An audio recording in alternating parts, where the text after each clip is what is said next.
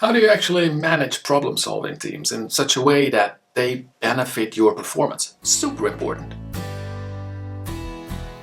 Hello, I'm Tom. Welcome to my channel. We'll talk about continuous improvement in an industrial setting. And let's just dive into it. Problem-solving teams that go off randomly to solve a problem, but then it doesn't really come back to the process owner. It's a waste of time. Well, maybe they solved the problem, maybe not. Who knows? Did it add to the KPIs? Did they maybe stop halfway? I have seen a couple too many factories where this sort of happens. So a good first start is done. We need to solve that problem. That was a big deviation. Let's ask the guys from engineering to solve it. Yeah, I've asked Chris and he's on it. And that's it. So how do we integrate problem solving into our cycles of excellence? And in particular, into our control cycle.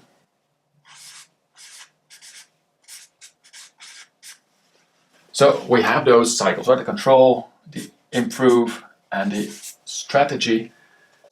And in the control cycle, where we have making sure that all of the standards are really worked out and trained out, where we check the processes basically to see if standards are being carried out in a good way, and we check our performance, our KPIs, or the daily meetings basically. If somewhere here we find a deviation, especially in the process or the performance, we solve that deviation with problem solving. This, by the way, is also a more important part than it actually sounds like. I've also seen organizations where anything that a manager deems a problem is dealt with a structured problem-solving team. Now that does not work. We assume that for root cause problem-solving, we have a root cause, and we also assume that there was most likely a single failure point. Those assumptions are baked into the tools, are baked into the method. So while you can definitely solve problems that have multiple causes, the tools that I will be recommending to you and the tools that you will see when we talk about problem solving, root cause analysis, or root cause problem solving, those tools, they assume that. So know that. That is why we have a standard way of working and also output standards, performance standards. So we have input and output standards and we check them. And when we see a deviation from standards that we know we can reach or that we know we have reached, that we know are on paper because we have defined them, then we can solve it because we assume that there is a root cause. Suddenly, performance drops. That sudden part is super important. But if you just have a lot of variation in your production, there's almost certainly not one root cause.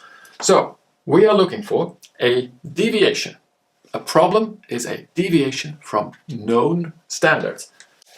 And then, if you want the full lowdown on how do you solve problems, what is the method, go check out my course. I've got a couple other videos on YouTube and I'll link at least one at the end of this video, but check out my course where I just completely explain my way of problem solving with examples, with videos that you can actually show to your participants in the team.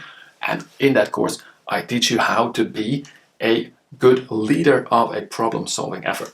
But what that course and my system will also go through is 6 steps in the problem-solving method.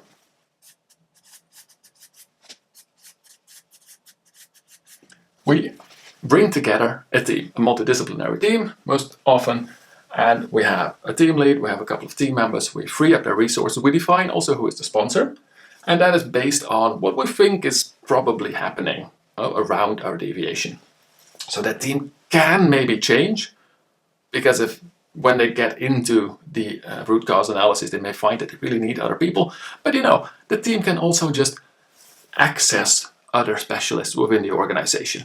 Important is we do have a team lead, core members, and a sponsor, and their resources are freed up for this. Then we go to that, so the first problem-solving step, which is the problem definition. We want to know what is the problem, right? What is it? What is it not? When did it happen? Who? So, is it maybe that certain shift has it and other shifts don't? or does it happen only at night, in the night shifts, or maybe it happens just after midnight? All kinds of strange clues, right? So these type of things really define when do we see the problem, where, what is it, how much is it, how does it happen? All of those factual information about the problem.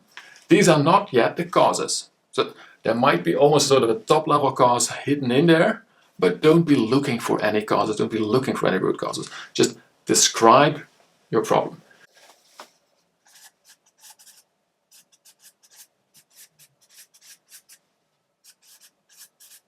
Then step 3 is one that you miss in quite a number of problem-solving methods, and that is take some direct actions. Now that you really know what the problem is, when it occurs, how it sort of occurs, you have much more information on preventing it right now, probably with too expensive countermeasures.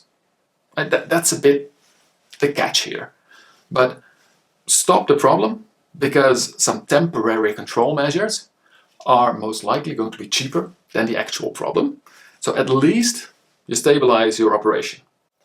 Also, those temporary control measures, they will likely provide you with a lot more information on what is happening, because they will be early spotters in the causal chain.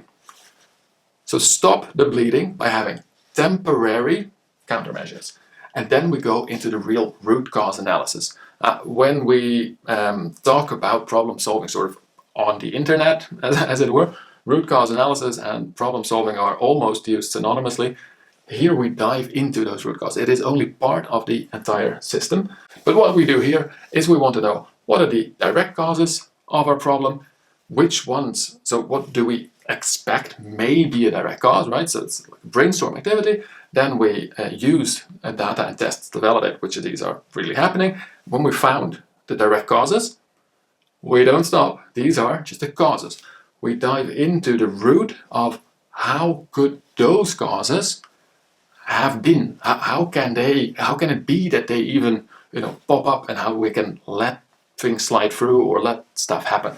The root cause that through a logical chain has caused our problem. As soon as you know those, you are so much better equipped to fight them, because we want to tackle those root causes. And that is also the next step. Problem. As soon as you know those, you are so much better equipped to fight them, because we want to tackle those root causes. And that is also the next step.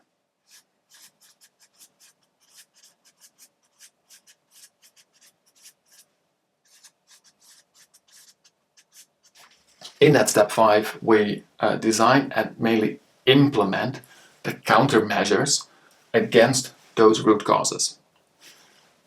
That can take quite some time. So we'll often see that the team is already half disbanded here, and it's just the leader driving those actions. But the main thing here is put them in place, test if they really work, strengthen it, right? And then when we know that they work, so when they don't work, we go back to the root cause analysis and find other root causes. But when we see that they work, we also want to make sure that we sustain them by having good described standards, making it a part of our daily operations, training people, putting process controls in place, making just sure that everything is supported. Really important step. Also in this step, we remove the temporary countermeasures, unless of course they became part of the final countermeasure. But quite often you have a couple of crude things here that cost way too much. You want to make sure that in step 5 and 6 you remove them again. In step 6 we just make sure we did that, right? So in step 5 you only remove them if your countermeasure sort of takes its place. At the end we make sure that we have all of the standards documented, trained out, process controls, but also have removed those temporary things. That is the process. Again, much more detail in the course. Now, when we do this, how do you then manage it in a practical way? Do this for your factory, sort of, in your daily meeting. Right? That is a great first point. Afterwards, you can expand it a bit to the lower level and the higher level meetings, but when you start managing your problem solving, your root cause problem solving, for production, logistics, for any daily operations, take the daily meeting. And what we will be doing is we'll be tracking those same steps.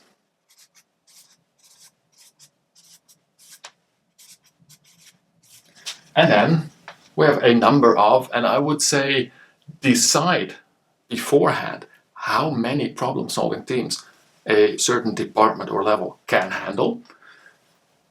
Anywhere between 3 to maximum 6. 3 is even not that bad for your one production department, is good, right? At some point you can also tell whoever would like to solve another problem, no, we're busy.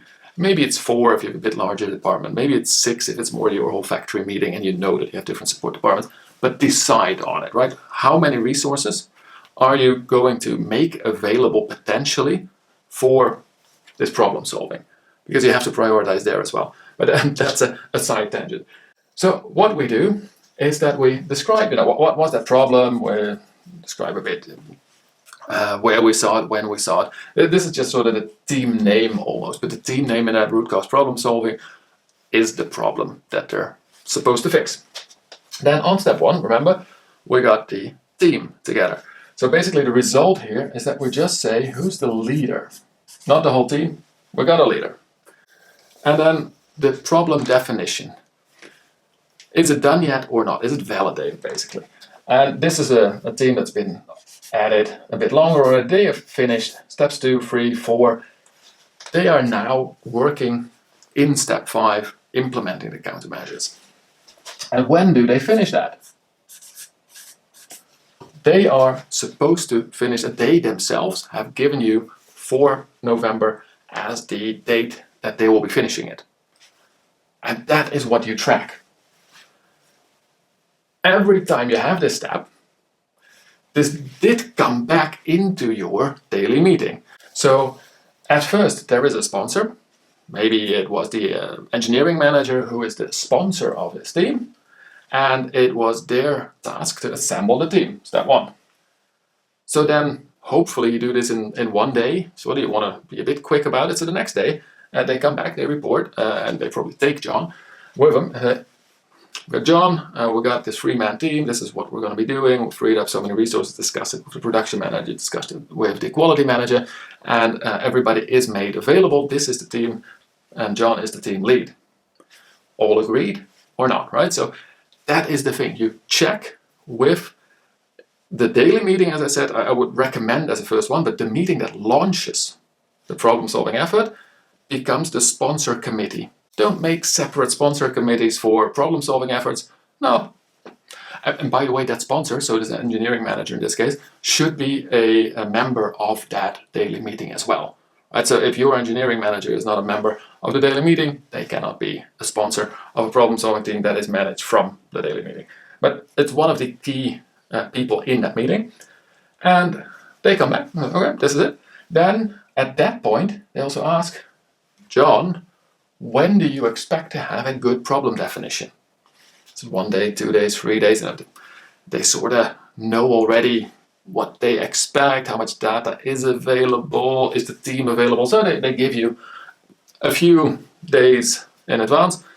And they say, okay, that is then going to be the next one. Here were dates as well. But as soon as the team made their problem definition, John came back into that daily meeting. It's not required that if he's not a normal member of the daily meeting, he doesn't go there except on that day that he's coming there to report back, and he will explain it. Or maybe you let the sponsor do it, but I would sort of suggest make that a duo presentation, and the team just explains, this is what we found, these are what we saw happen, didn't happen, the 5 W's, 1 or 2 H, and this is our problem statement. Is this acceptable? Is this good for the daily meeting team? And they can have questions, they can have insights, they can have suggestions, whatever, right? Maybe they send John back for another day just to check things up with his team. Can definitely happen. But then you have an approved problem statement, and then you do not get back to it anymore. That is an important part of managing root cause problem solving efforts. Don't go back into the steps. Sometimes you see it is really needed, like the countermeasures, back to the root cause analysis. But that doesn't mean you completely redo that thing. It means you go for the next best thing. So you want to force both the the team that does the root cause problem solving, and that sponsor team, daily meeting, if this is your first management, to really look at the result of a step, think about it, and accept it, or not, right? Or to edit it a bit more. And that's what happens on all of these steps. So a next project can also be, Lisa is also leading a team. They have a good problem definition, and they expect to put a couple of temporary controls in place.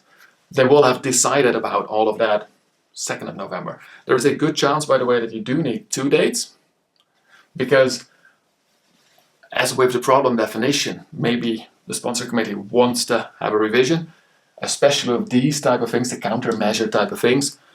They want to present them and implement them. So that's okay. Remove the date, put the implementation date there as well. But this is how you track it. And then, our maintenance, let's take somebody else, our quality manager in the daily meeting is also responsible for setting up something for the newest defect that we found. And even that first one, we can say, right, they have to report back tomorrow and find a leader. So 1 November is not the code name for somebody in the quality team. That is the date that this project sponsor, this team sponsor, will get back to the daily meeting with a team, and then you put the team lead there. Very sort of easy entry way to manage your root cause problem solving efforts from your daily meeting. Now, why do you want to do all of that? Well, we touched upon it in the beginning, but why limit it to 3, 4, maybe 6 to focus your efforts? Why are you going to be tracking them in the daily meeting? You can have root cause analyses any way you want in the organization. Please let the quality department also do a couple. Please let team leads and technicians do it at the line directly with the operator. Wonderful. But if we are talking about those efforts that are going to take about 2 to 3 weeks, that you really want to deploy as a structured way of solving a problem at its root cause and keeping it solved, then manage it, right? These are problems that are important enough. If the problem is not important enough to make it to your top 3, just don't do it. Just let the kaizening, let the creative juices of your organization do their thing until it becomes important enough, because you have managed all of the other bigger problems. Focus, right? Very important. So that's why you have a limited list, but also they will encounter all kinds of obstacles. Right? They might not be able to implement any additional controls, or they need an okay, or they need whatever, the team, I mean. So these are the blockers, the obstacles for your problem solving team. They need a very direct line into management. In this case, the managers that are in the daily meeting. Ideal. Also, that daily meeting has their KPIs, right? The operational KPIs are sort of coagulating into the daily meeting. They are interested in having this problem fixed. So they want to know that the team is progressing. It's a very good two-way connection that is needed. So that is why you put it in. Now, are we going to do all of the details in there? No, we're not going to do all of the discussions. We're not going to do a brainstorm together with the daily meeting. That's not what your KPI meeting basically is for. You just want to get the TLDR, you want to get the summary, right? You want to get the conclusions that the problem-solving team came to after quite some hours probably of work, and checking things in the factory and going into the data and going into your process knowledge. So that is how you bring it all together. Now, why the daily meeting and not a specific problem-solving meeting? You are solving the problems that are reported in the daily meeting and in your process control. Now, the process controls, the process confirmation, also needs to be feeding into either your daily or maybe a weekly meeting. So that needs to feed into your management. And your management is in the daily meeting. Not your entire plant management, they will be in a weekly, but enough interested and relevant management for your operation, they are in that daily meeting. If they are not, we have something else to talk about, but they are in there. And that's why the link is there. Don't be setting up extra meetings. This has to be your cockpit, your daily steering. So that's why you put it into that meeting. You treat it sort of as a separate action list. Of course, what you can do is put all of these dates on your meeting action list. I think it would still be quite smart to do, but also just put up one extra board just to have the overview, right? So, and do it with markers, pens and markers. Of course, you can make it digital, no problem, but nothing wrong with a whiteboard, couple of markers, team description, 6 spaces. That's it. Simple management tools to keep your organization on track. Now, as I said, I've got a course on how to do this, but more importantly, if these types of practical implementations are something that you want to deploy within your organization, or that you maybe want some in-house training on, or that you want my guidance directly on a factory, so deploying is sort of directly on the factory as well, train people there, follow it up, coach it as well if needed. That is the type of thing I do. That's basically my profession, right? So if you just wanted a refresher on this, wonderful, hit that like button. I love sharing my expertise. But if this is something that you say we could use some external help, and you like my style and approach, contact me. I basically fly all over the world. Of course, the farther you fly, the more expensive it becomes, but those are the minor things. I can help you, either remote or on-site, and I'll be happy to do that.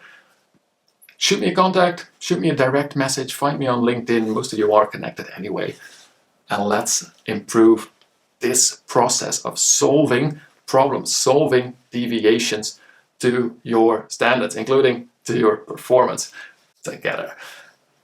For now, I wish you the best of luck solving your problems, and as always, don't forget to also enjoy the continuous improvement journey.